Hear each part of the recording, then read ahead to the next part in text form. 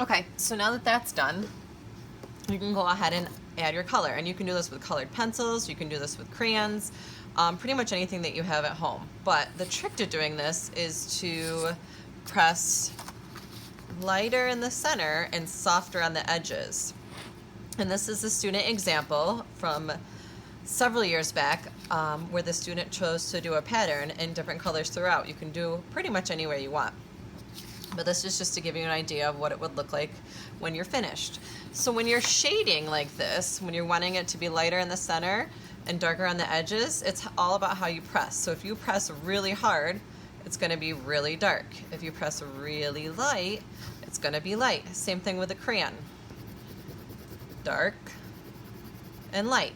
So when you're pressing, when you're coloring it on the edge, you want to go hard to medium to light when you're coming in, and then hard to medium to light as you're coloring. So when you're doing this on your actual project, you can start on the edge.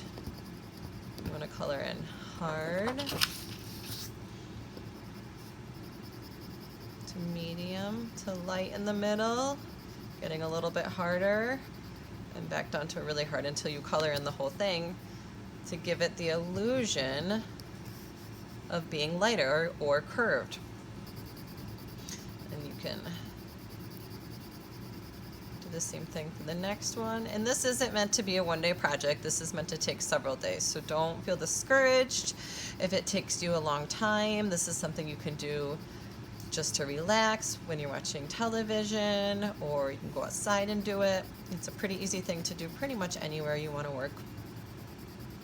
But it's a good practice at pressure and how hard you're pushing. So if you just have crayons at home, this is what it would look like with colored pencil. If you only have crayons, you can still do it with a crayon.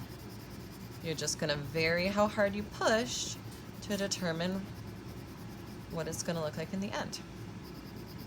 And there's really no right or wrong way to do this. Again, you can do a pattern, you could do your favorite sports team, you could do all spring colors, you could do pink and purple if those are your favorite colors, really anything you want. You could even do red, yellow, green, blue, purple, violet, or indigo for the rainbow. Any way you want to go. And then you can see here again what it'll look like in the end. All right, I can't wait to see these when you guys are all done.